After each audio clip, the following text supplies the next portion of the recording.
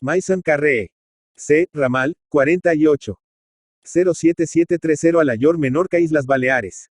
España. Más textos disponibles en Simba. Y hace tiempo, queridísimo lector mío, que yo, hombre como todos, de carne y hueso, lleno, por supuesto, de pasiones y de flaquezas humanas, aunque no ministeriales, porque hasta ahora no he sido bastante malo ni bastante viejo para ser ministro en esta bien sistemada república monárquica, me quite mi seudónimo por cierta maldita equivocación de un impresor que copió un artículo de un yo de España. Y yo de México, inocente de todo punto, reporte las consecuencias. Disgustado del maldecido yo de España, me metí a viajero, y vi, lo que todos ellos, luengas y remotas tierras, beodos y groseros por millones, y otras cosillas más.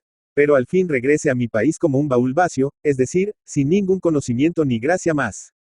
Después de mis viajes me metí a político y, oh lector querido, esto fue un poquito peor. Los monarquistas me llamaron ruin. Los aristócratas y firmones del tiempo, que corre desde su alta y sublime altura, me arrojaron una que otra vez una mirada de compasión, y descendieron hasta hacerme el honor de tenderme su real mano, con la arrogancia con que un magnate de lando tira una moneda al baldano por diosero. Los ministros me llamaron vil, y los periodistas de paga sacaron a luz algunos importantes rasgos de mi fecunda e interesante vida pública y privada. Desengañado, querido lector, acaso mucho más de lo que tú estarás al leer mis mamarrachos, he abandonado el puesto que la patria me había indicado, y me reduzco ahora, en unión de mi bueno y festivo amigo Fidel, a comerme el pan que ha producido algunos granos de trigo, que dizque nos arrojaron de limosna y nillo tempore. Y persuadido de que todo en el mundo es mentira, falacia, engaño, traición, maldad e ingratitud, vuelvo de nuevo a ser lo que se llama un filósofo, por el estilo de Platón o de Sócrates. Que es a la única medianía a que he aspirado en mi vida. Perdóname, lector mío.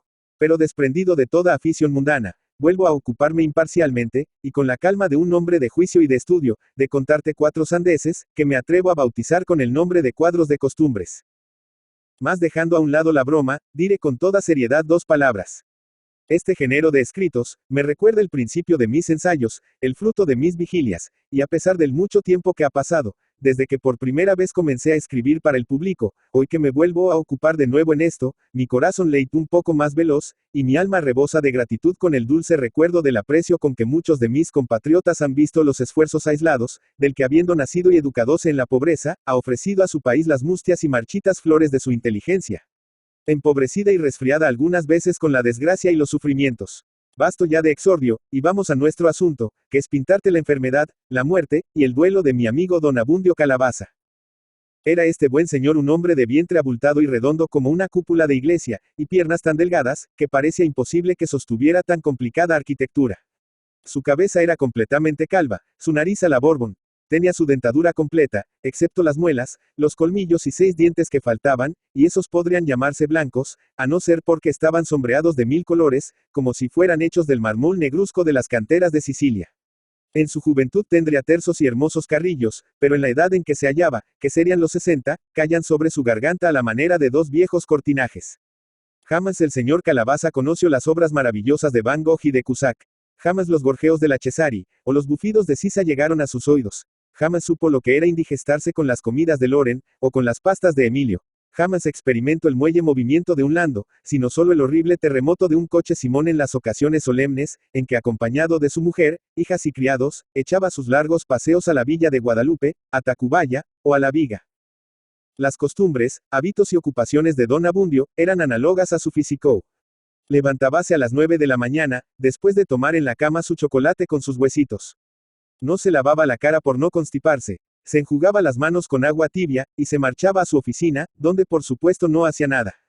A las 2 de la tarde, el latido del estómago lo hace abandonar su honroso puesto, y doblando como un librito de misa su colorado paliacate, sacudiendo el polvo de sus agudas botas, y limpiando su aguzado sombrero, se dirige a su casa. Allí lo aguardaban esos banquetes homéricos que habían contribuido tanto a engordar su vientre. El caldo con su chilito verde y sus gotas de limón, sus calientes tortillas, el puchero solo adornado con algunos solitarios garbanzos, las albóndigas o estofado, y la miel con cáscaras de naranja, componían el servicio de la mesa de nuestro amigo Calabaza. En lugar de dessert, mascaba unas cascarillas secas de naranja, y el café lo sustituía con un trozo de pan con sal. Acostábase enseguida a dormir una larga siesta, y cuando se levantaba, solía tomar una taza de agua de hierbabuena para quitarse el amargo de la boca. Rezaba enseguida su rosario, y para concluir con las graves fatigas y cuidados del día, se reunía con 2 o 3 amigos del mismo temple, a jugar malilla o porrazo de a 8 tantos por medio, o bien, pasaba una parte de la noche platicando en una botica. En cuanto a su familia, constaba de una venerable señora y de 2 niñas como un botón de rosa, alegrillas, pispiretas, y que de vez en cuando, y como si fueran comandantes generales de departamento, se pronunciaban, pidiendo teatro, y paseo, y trajes, y tertulias. Pero el buen don Abundio y su honrada mitad, doña Nicanora, las tranquilizaban con algunos regalitos y lisonjeras promesas, y volvía a reinar la monotonía monárquica en la casa de nuestro amigo. Formaba un contraste de estas pacíficas costumbres coloniales, conservadas en toda su pureza por el padre y la madre, en medio del romántico y regenerador siglo XIX, las visitas que se habían procurado las muchachas y las tendencias que manifestaban al tono. Componíase todas las noches la tertulia de un almibarado comandante de escuadrón, ayudante siempre de algún general en servicio de guarnición, que se llamaba don Anacleto, de un curioso y bien adornado dependiente de un cajón de ropa, de un empleado aristócrata y presumido, y de 2 o 3 mozalbetes, de estos que visten bien pero que nunca pagan al sastre, y cuya existencia es un enigma indescifrable para la sociedad. El comandante don Anacleto, cuando estaba de servicio, nunca dejaba de ir ataviado con toda la pompa militar, y sudoroso, arrastrando la inocente y brillante espada, trozando y descomponiendo con los acicates las madejas de seda que las niñas dejaban por acaso en el suelo. Se sentaba con desenfado en una silla, se quitaba el pesado casco, componía su luenga cabellera, relumbrante con el macazar, y se ponía a hablar de las penalidades y fatigas del servicio de la capital, con tanta melancolía y entusiasmo, como lo harían los soldados que regresaban de la campaña de Egipto. Era algunas veces tan patético, que a las muchachas se les llenaban los ojos de agua.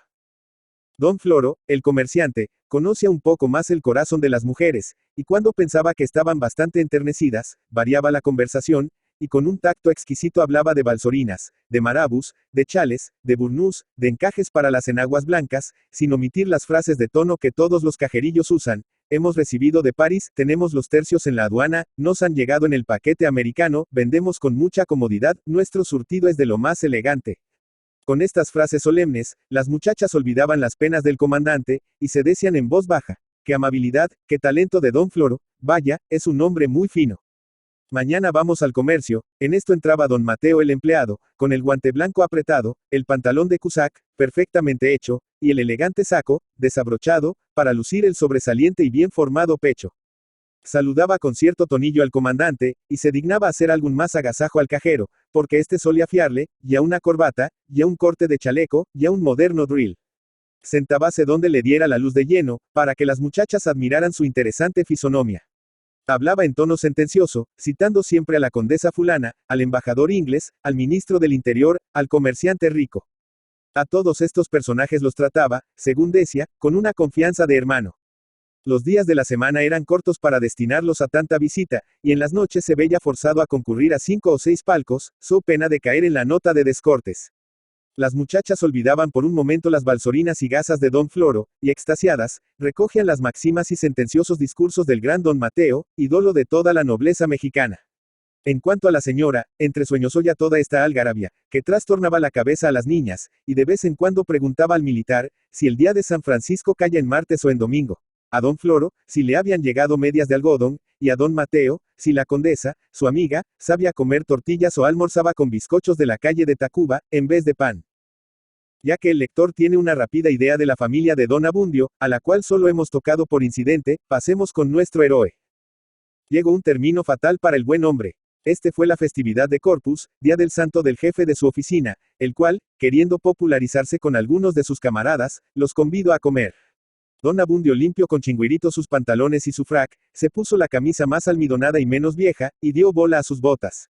El jefe echó, como suele decirse, la casa por la ventana, y los estofados, los fiambres, los pasteles, los pavos rellenos, las jaletinas, los postres y los helados cubrieron varias veces la regia mesa del famoso covachuelista. Don Abundio miró asombrado tanta pompa, y después de haber mirado, procedió a los hechos, haciéndose blandito a las instancias del héroe de la fiesta, y comió mucho de todo, y por su orden, no dejando de echar sus sendos tragos de vino y de cerveza. Cuando se retiró a su casa, las calles se le andaban, le parecía que las gentes caminaban en sentido inverso, y que todo el mundo se volvía de arriba a abajo. Tuvo apenas tiempo para llegar a su casa, para decir a su mujer y a sus hijas que se moría, y para tenderse de largo en la cama y pedir con voz sofocada un médico y un confesor. La señora despertó de su sueño, las niñas se alarmaron, los concurrentes fingieron un sentimiento profundo, y todos arrancados de su cómodo bienestar y de su sabrosa conversación, se pusieron en movimiento. El comandante corrió a traer a su amigo el doctor Don Adolfo. Don Floro tomó su sombrero y se ofreció a dejar recado en 2 o 3 diferentes casas de doctores. Y don Mateo, sin perder su gravedad aristocrática, aseguró a las niñas que iría en casa de las condesas de H o de la marquesa de N, y de allí sacaría precisamente a uno de los mejores doctores, si los hay, en medicina. Entretanto, la indigestión de don Abundio crecía, y los momentos se estrechaban, así que la madre, aunque no de acuerdo con las hijas, envió con la criada a llamar al viejo y rancio médico que vivía en la vecindad, y se llamaba don Amado Buenapasta. La flaca yegua en que montaba, el burdo albardón amarillo, los anteojos montados en la punta de la nariz, y el aire de antigüedad que tenía el tal doctor, disgustaban sobremanera a las muchachas, afectas, como hemos dicho, al progreso y a la civilización. Más como el caso urgía, y el vientre de don Abundio era una mongolfiera, hubieron de recibir al doctor Buenapasta con una amable sonrisa. Amigo mío, me muero, dijo don Abundio, luego que vio entrar al doctor, salve usted de la ruina a una honrada esposa y a 2 inocentes niñas. El doctor caló sus gafas, y con tono solemne, dijo, a ver, el pulso. Don Abundio le abandonó su mano. Papel y tintero, dijo Buenapasta con voz grave. Una de las muchachas acercó un tinterito de cuerno y un sobrescrito de una carta. ¿Qué comió el paciente?, preguntó el doctor al tiempo de mojar la pluma. De todo, respondió don Abundio con voz quejosa. De todo, interrumpió el doctor. De todo, dijeron en coro las hijas y la madre. Entonces el caso es un poco grave, dijo con mucha seriedad el doctor, comenzando a recetar. Salchichones, helados, tortas guisadas con mantequilla, muchas cosas buenas, ay, ay, exclamaba el enfermo. Se puede salvar todavía, dijo el doctor, antes de que la inflamación interese los intestinos. Que le den la bebida que va recetada, después una friega, y después.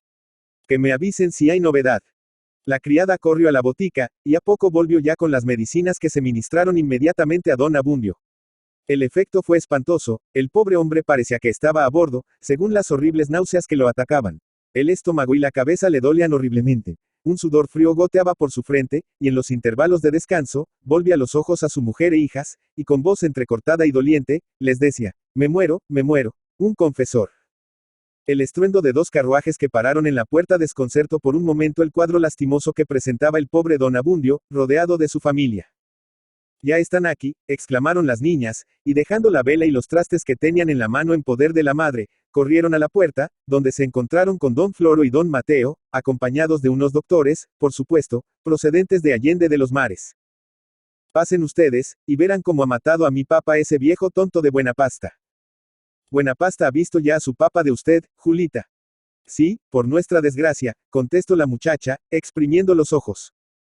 ¡Qué barbaridad! Un médico retrógrado, de albardón y caballo flaco, curar a un hombre tan respetable como su papa de usted.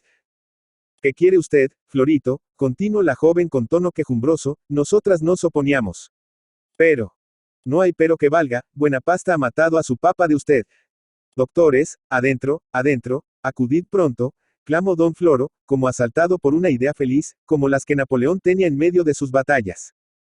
Los doctores penetraron, y don Mateo aprovechó la ocasión para decir a Isidra, que así se llamaba la otra muchacha. Isidritita de mi alma, si queda usted huérfana, aquí me tiene a mí. Soy su amigo, sin interés ninguno. Isidritita, lo oye usted, yo tengo grandes relaciones en casas muy grandes, y la condesa de B y el conde. Isidra, al entrar en grupo con los galanes y doctores, pagó la atención de don Mateo con una mirada expresiva. Una vez que hubieron entrado los doctores, la algarabia fue infernal. Aquí está el doctor Calababoist, le decía don Floro a don Abundio. Y también está aquí el doctor Petritrov, decía don Mateo. La baronesa de ese moría de una enfermedad como la de usted, señor don Abundio, y mi doctor Lazano. Este doctor. Me muero, señores, decía don Abundio. ¿Qué doler usted?, preguntaba un doctor. Todo, gritaba el enfermo. ¿No sangrar usted?, preguntaba otro doctor. Volver mucho, decía la esposa.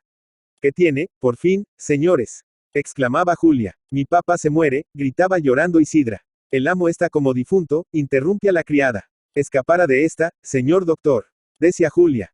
Poder hacer mucho esfuerzo para desocupar la barriga, respondía el doctor. Es menester ver la receta del borico compañero, interrumpía el otro médico.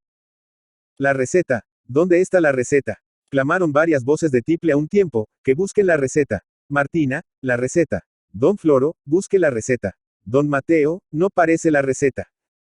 Y todos los que clamaban se esparcieron por el cuarto, registrando papeles, y costuras, y cuanto encontraban. Martina sacó del seno la receta, doblada minuciosamente, y decía, niñas, aquí está la receta. Pero que, si era una torre de Babel. Todos buscaban la receta con una tenacidad increíble, hasta que la criada la puso en manos de uno de los doctores, que asombrados veían toda esta baraúnda, y se habían acercado al enfermo para pulsarlo y preguntarle las causas de su mal. Acercar la vela, muchacha, dijeron los médicos a Martina. Martina acercó la vela, y habiendo los doctores leído, dijeron riendo. El enfermo estar del demonio, por haber dado el borico del paisano a el mucha y pecacuana. ¿Qué dicen? Exclamaron las muchachas volviendo de buscar la receta. Que se muere, niñas, les dijo la criada. Ay, ay, señor doctor, salve usted a nuestro padre, exclamaron las dos jóvenes dando de gritos. Ya está, Julita, dijo don Floro. No se aflija usted, Isidritita. Ay, ay, mi papá se muere y yo también. Jesús. Jesús. Isidritita se puso pálida, las manos le comenzaron a temblar, y cayó en los brazos de don Mateo. Ay, Dios mío, ¿por qué nos castigas así? Dijo Julia sollozando, mi pobre hermana se muere. Vamos, calma, calma, contestó don Floro, todo se compondrá. Venga usted, y dejemos a los doctores que obren. Mientras todo esto pasaba, el pobre don Abundio, con los ojos cerrados, apenas exhalaba un quejido ronco, como el de un caballo que cae fatigado de una larga carrera. Los doctores, por fin, recetaron, y con una actividad sin ejemplo aplicaron a don Abundio sinapismos, emplastos, friegas, etc., e hicieron respirar a las muchachas algunas sales, con lo cual se calmó su agitación nerviosa. En cuanto a la pobre madre, como si un fuerte golpe en la cabeza le hubiese privado del uso de sus facultades, permanecía como insensible dando vueltas aquí y acullá, sin objeto, y limpiándose las lágrimas que de vez en cuando caían de sus mejillas. Don Floro y don Mateo estuvieron de lo más oficiosos y cumplidos, y se retiraron en unión de los doctores a las 2 de la mañana, que ya don Abundio estaba más tranquilo. Las muchachas tuvieron que apelar a sus ahorros, y registrar sus bolsitas de Shakira para pagar a los doctores. El comandante de escuadrón no volvió. 2. Hemos dejado a nuestro don Abundio en las orillas del sepulcro y entregado en manos de 3 sabios médicos, procedentes del otro lado del charco. Las niñas, solicitas y cuidadosas, se daban sus escapaditas del lado de sus amables visitadores para atender al buen viejo, que había caído en el lecho con el aplomo de una torre cuando la derriba un temporal. El almibarado Cajerillo, el furibundo hijo de Marte, y el consumado diplomático, continuaron visitando con frecuencia. Y como todos la picaban de nobles y de caballerosos, tuvieron por conveniente no abandonar a la familia en el conflicto. Y llegó su atención hasta el grado de que, despojándose de todas sus pompas y vanidades, acudían a la cocina en compañía de las niñas, y con un afán digno de tan buena causa, soplaban la lumbre con el aventador, extendían en los lienzos la cataplasma destinada para la barriga de don Abundio. Y entraban y salían apresurados con un repuesto de botellas y de pomitos en la mano. ¡Qué buenos señores! Cuánta caridad los animaba. Ellos, tan decentes, tan apreciados de las condesas y marquesas, soplan la lumbre con un tosco aventador de palma, y componen con sus propias manos la cataplasma destinada para el pobre empleado enfermo. La señora estaba loca de gusto con estas finezas, y como suele decirse, se bebía en un jarrito de agua a los elegantes caballeros, pero otras lenguas maldicientes decían en voz baja, lo que es tener hijas bonitas. En cuanto a las muchachas, eran días de frasca. No comprendían lo que es la orfandad, y por el presente gozaban las delicias que proporciona un trabajo continuado en compañía de los amables jóvenes que padecían hermosísimas equivocaciones.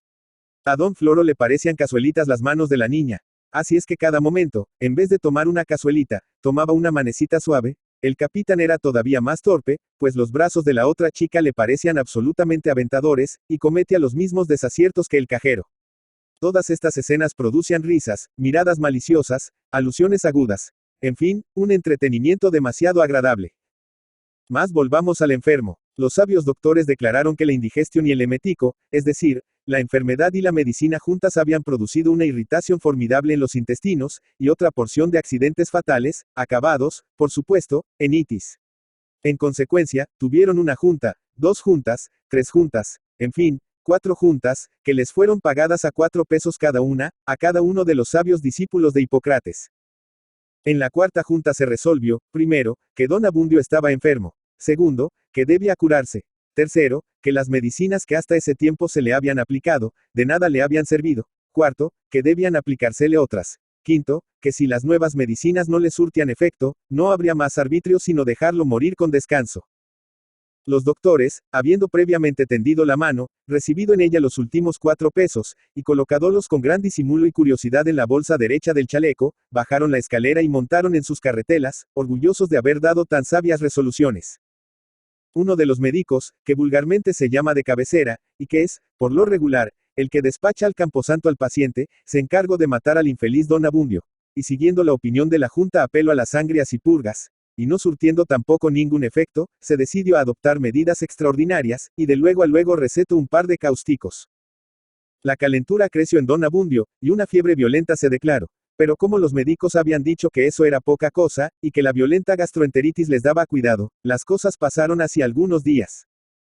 La señora, siguiendo el uso antiguo, trataba de curar a su caro esposo con chiqueadores, con cebo y azufre, con friegas de aceite de almendras y vino blanco, con ladrillos calientes en las plantas de los pies, y con su atolito y su naranjete.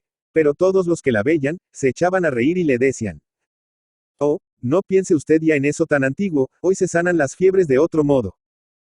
Pero, señores, ¿acaso las fiebres han variado? Oh, y mucho, señora, responde a don Floro con gravedad, todo está hoy más civilizado, más en progreso, hasta las enfermedades, y por otra parte, los médicos saben lo que se hace. La santa matrona meneaba la cabeza y no daba muestras de convencerse con estas razones, pero tenía que condescender con el torrente de la civilización que había invadido su casa. La fiebre de don Abundio se aumentó prodigiosamente, y las cosas se pusieron más serias. La Junta se volvió a reunir, y declaró que don Abundio estaba fuera de todo riesgo de vivir. Apenas se difundió tan fatal noticia por la casa, cuando las niñas prorrumpieron en amargos lloros, y los desmayos y las convulsiones volvieron a comenzar, sin que por supuesto faltaran los acomedidos galanes para arrimar a las narices de las niñas los pomitos de olor, recibirlas en sus brazos, y cuidarlas con un esmero fraternal. Todo esto, proclamaban a voz en cuello, lo hacían sin interés ninguno, y solo por aprecio sincero a la familia. A las niñas las querían solo como hermanas, y a la madre la veneraban por sus virtudes. ¡Qué buenos señores! ¿Cuántos de esta clase hay que quieren reformar la educación de los hermanitos y tomar parte en la suerte y asuntos de las mamás, sin interés ninguno? Algunas malas lenguas del barrio y de la vecindad repetían sin cesar: lo que es tener hijas bonitas, si don Abundio no hubiese tenido estas muchachas, habría muerto como un perro. Hemos pasado en silencio circunstancias muy importantes, y que sin embargo son frecuentes entre las familias de condición igual a la de don Abundio. Las primeras visitas del médico se pagaron con los ahorros que las muchachas tenían en sus bolsitas de seda. Para las juntas fue necesario que se despojaran de sus anillos y de sus pequeñas sogas de perlas, que fueron a paso redoblado al Montepio. Agotado este recurso comenzaron las esquelitas escritas por las muchachas. Señor de mi estimación. Mi papá se está muriendo en cama y mi mamá dice que si le hace usted favor de prestarle 20 pesos que se los pagara a usted luego que se alivie, su servidora. Por este tenor dirigieron a varias personas de estimación cartitas, asaz mal escritas. Y como en tales casos sucede, todos se excusaron diciendo que las circunstancias actuales eran muy críticas, que los tiempos estaban azarosos, y que la revolución tenía todo paralizado. Una que otra persona hubo que en vez de 20 pesos mandó 20 reales, con los cuales la familia de don Abundio salía de los ahogos del día. Luego que el anciano se agravó, hubo materialmente en la casa una invasión de viejas y de comadres. Doña Sinforosa, doña Rita, doña Floripundia, doña Macaria, doña Ricarda, en fin, un ejército, todas disputadoras, parlanchinas y tragonas. Entraban y salían, daban su opinión en todo, abrían y cerraban roperos, destrozaban camisas para hacer vendas, regañaban a la cocinera y recamarera, pedían, una pulque, otra un traguito de anisete, otra arroz de mitra, otra, como estaba de dieta y no comía chile, ordenaba que le hicieran arroz. Todas a una voz se quejaban de latido y de histérico, y todas hablaban y daban sus disposiciones. Las niñas, entre tanto, lloraban y eran consoladas, como hemos dicho, por los novios, y la madre, verdaderamente buena y acongojada, se apretaba las manos, y mandaba a empeñar a la tienda los tunicos, los pañuelones, y hasta la ropa blanca de las niñas.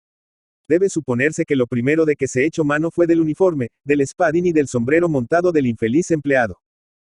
Una vez que se reconoció que la habilidad de los médicos poco o nada valía, se apeló a los santos, y al efecto, cada vieja intrusa, de las que hemos hablado, comenzó a poner en planta sus resortes con monjas religiosas. Y los santos, las velas benditas y las reliquias comenzaron a entrar y a ocupar las paredes y las mesas de la recámara del paciente, donde, como debe suponerse, había multitud de botellitas, botes y vasijas de todas clases, tamaños y calidades, llenas de aceites, de ungüentos y de cataplasmas.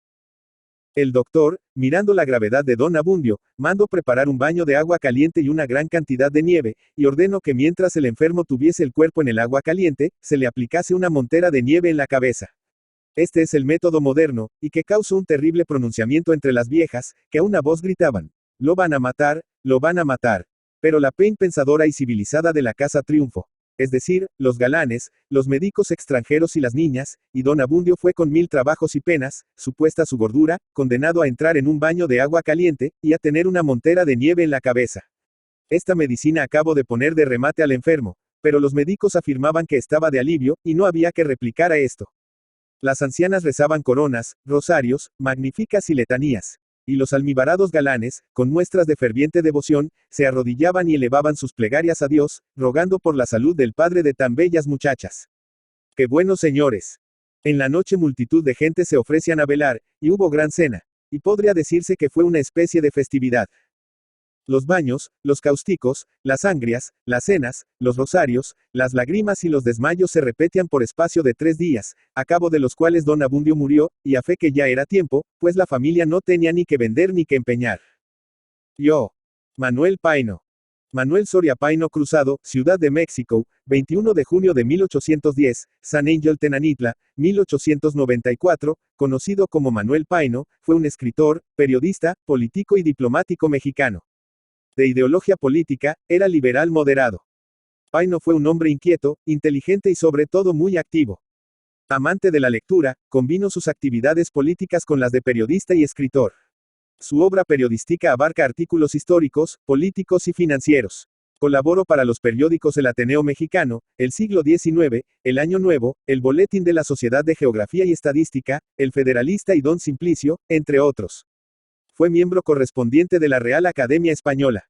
Escribió novelas como El Fistol del Diablo, 1845, 1846, en el que antepone la diversión a los principios morales. El hombre de la situación, 1861, novela de costumbres que cubre los últimos años del virreinato de Nueva España y los primeros del México independiente.